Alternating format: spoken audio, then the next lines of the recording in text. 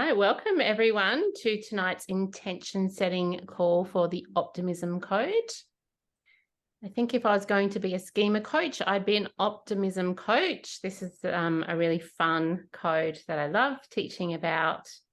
And I've got lots to say about optimism. So I would like us to start by just taking a moment to think about when I say you can cultivate optimism in your adult life. What does that bring up for you? If I was to say you can actually cultivate optimism. The optimism code is not talking about optimism as a personality trait, something that you're born with and you exhibit in your childhood. It's talking about healing particular schemas so that you can experience a sense of peace in your current life and also be looking forward to what's to come. And the idea of cultivating it, does it feel like, well, that's doable? We can do that. We can increase our levels of optimism. Does that feel like something that we might be able to achieve? Well, here in the Wellbeing Codes, we believe that you can absolutely cultivate more optimism, but it requires us to address certain fears. We need to face certain fears that we might have that would interfere with optimism, that would create more pessimism in our life. Yes, increasing possibilities and choice and power. Yeah, which we were talking about in one of the previous calls last week or 2 weeks ago, this idea of going back to that baseline of infinite possibilities that Dan Siegel talks about. It's very hard to experience a sense of possibilities and choices when we're in fear, when we're in a state of fear. So the optimism code is really about looking at the specific schemas that really heighten our sense of fear. So the 4 schemas that absolutely do in a direct way are the abandonment instability schema, the mistrust and abuse schema, the negativity pessimism schema, and the vulnerability to harm or illness schema. So if you think about it this way, actually all of those schemas, when there are childhood events that create those schemas, they feel like life or death situations. They register as life or death. You know, if we were abandoned by our caregivers, we would die. If we were hurt and put our trust in people close to us and they hurt us, then, you know, that's a life or death situation too. You know, this sense that something catastrophic could happen and we could die at any moment, vulnerability to harm. And all of those types of events affect our outlook of our life in general and of the future, of course, because as humans, we tend to look to the future. That's different to other animals as far as we know. We have a tendency to want to look ahead and predict what's coming next. And if those types of events have occurred, then from a survival point of view, it makes sense to predict that more of those bad things are going to happen, because then our mind can be prepared. So obviously we would need to look at any events that might have contributed to those schemas, those 4 schemas, if optimism and a sense of peace, cultivating a sense of peace, was important in our lives. And I mean, there's so much research talking about the positive effects of optimism in terms of our mental health and our relationships, etc. I probably don't need to convince you of those. All I need to do is read out the 4 healing pathways that make up the optimism code. Okay, so the first one is security and stability. So just take a moment to think about just that term, security and stability, and also what that feels like in your body when you have a sense of security and stability in your life. Relationships are fairly predictable. and life is fairly predictable. And we don't feel like we're alone or that we have to go it alone. Okay. The second component of the optimism code is capacity to trust.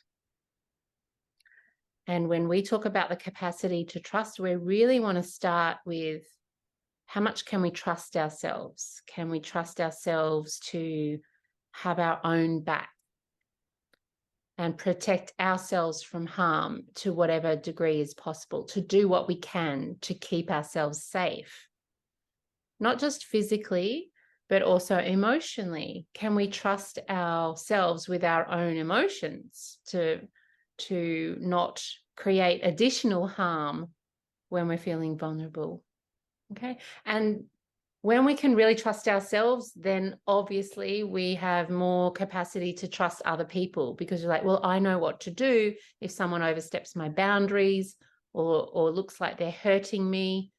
Even saying like little dismissive comments, if I trust my own reaction to little dismissive comments and I think, oh, that kind of hurt, that felt like a little bit of a swipe, then I can be more assertive and I can establish more trust in my relationships because I really trust my own responses.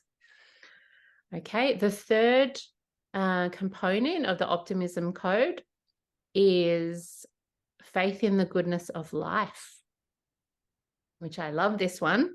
This is the healing pathway for the vulnerability to harm or illness schema. And it means being able to relax into the uncertainty of life. Yeah. To what degree can we just have faith that there is something good going on in life that wants to help us all thrive, wants to keep us alive, wants to protect us, that there's these sort of inbuilt mechanisms even in our own physiology that help us, steer away from pain and towards what's good. So that's faith in the goodness of life. And for some people, it's a religious thing. For me, it's a little bit more of a faith in the universe, faith that the universe has my back. But it has to do with having some kind of faith in what you can't see or what you don't have evidence for. And then the final component of the optimism code is hopefulness. To what degree are you willing to get your hopes up in life and wish for things and really say what your desires are and what you are wanting to get more of in your life going forwards? Okay. Now, the hopefulness component. Okay. So people with the negativity pessimism schema love to say that optimistic people are unrealistic, heads in the cloud, Pollyanna. I'm just being realistic. But when I've dug deep into what's going on and what's blocking hopefulness, I believe that it has to do with our relationship to disappointment. So what relationship do you have to having your hopes dashed? Have you ever wanted something and then it didn't happen? That's a terrible feeling. It's like, you're up here +10, all excited about this thing that's going to happen, and it doesn't happen, and you crash down to -10. It's a really hard feeling to process, I think, and integrate when you're a child, let alone an adult. Okay, so what messages that you received when you had your hopes dashed, when there was a disappointment or a setback, is going to have a huge role in whether you're willing to get your hopes up again. Does that make sense? If someone said, well, that was ridiculous, why did you think that was going to happen? I knew you weren't going to get on that sports team, etc. Then what's happening there is there's this shaming that's going on, shaming for getting your hopes up. If we can change our relationship to how we speak to ourselves in the face of disappointment, everything's going to change for you. Okay, so today we're going to do what we do on the intention setting call, which is to create our own intention for the optimism code. So if you're like, I've already done the well-being codes, I've already activated optimism, then the words that you will use will be, I want to continue to cultivate, or I want to continue to experience. Or for any of you who are like, I'm the optimism queen or king, then you use language that reflects that you are just continuing to do this. And for the rest of us, we'll use the language that we've been using in our intentions. Okay, so let's start with part 1 then. So if you've got a pen and paper, or you can, type it onto your notes on your phone or whatever. And we're going to start off broad with a general intention for the optimism code. And remembering that the feeling that we get in our bodies when we experience optimism, well, there's a few feelings, I think, but the key one is peace or safety. And if you think about circle of security, it's like, okay, home is safe. I've got a secure base at home. So now I can explore life and go out. So we need to have a sense of peace or safety in our body. But there's also excitement. There's also excitement in our body. Okay, so you might write something like, I want to experience more optimism and peace in my life. Or I want to cultivate more optimism in my life. Or I want to work on increasing more optimism over the next month. Or something broad and general like that. So just take 1 minute to do that.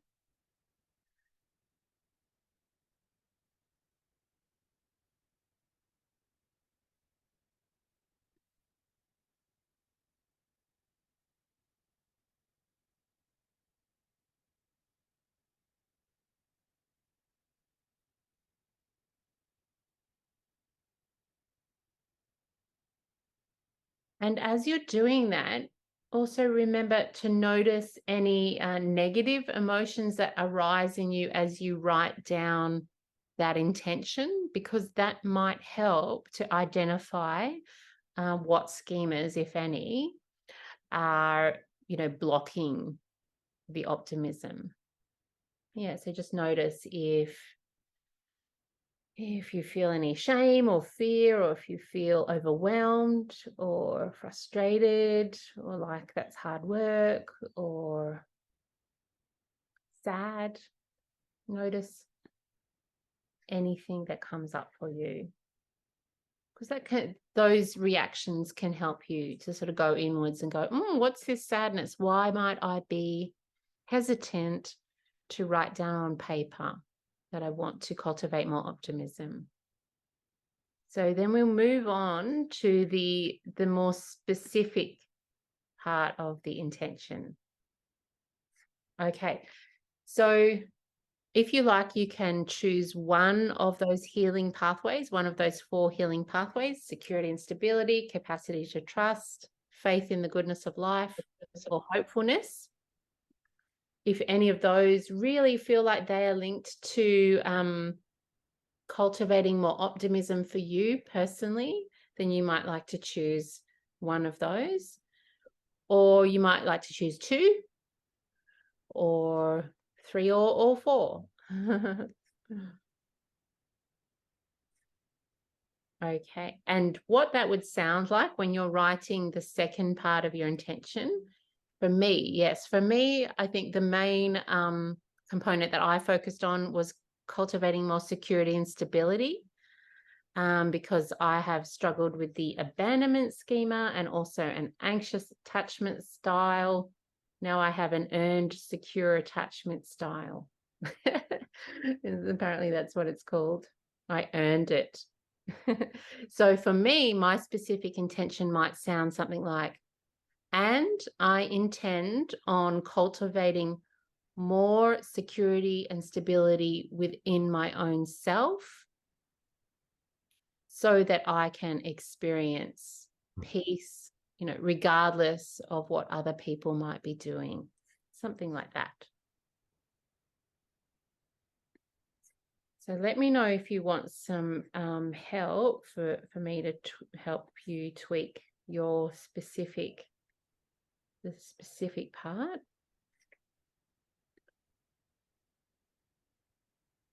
You can put 2 down, and I intend on working on increasing my hopefulness and faith in the goodness of life over the next month. Let's take a minute to write your specific intention down.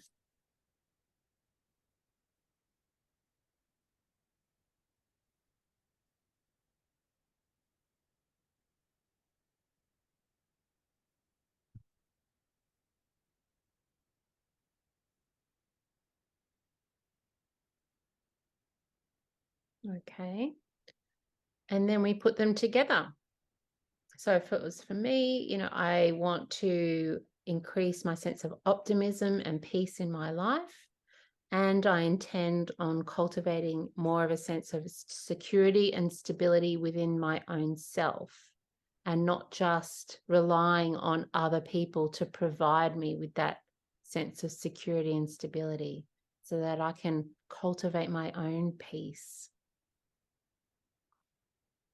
That would be one example, especially for someone who has an abandonment schema. Because until that abandonment schema is healed, people tend to look to the outside world to get that sense of security and stability, which is very difficult in adult life, because really no one is showing up in such a secure and stable way in our adult life, unfortunately. No one's coming to rescue us. It's like 2 people working together to create security and stability as a conscious decision, not one person being, the more vulnerable and the other one coming in and taking care of them. That's more of a parent and child dynamic. You've all got your intentions. I want you to read them out, possibly daily, in the next week until we have our next call. Read over them, see what schemas they bring up, and those schemas will lead you to the content in the Optimism code in the portal, whatever healing pathway you might want to work through. All right, lovely. I'll see you all next week then.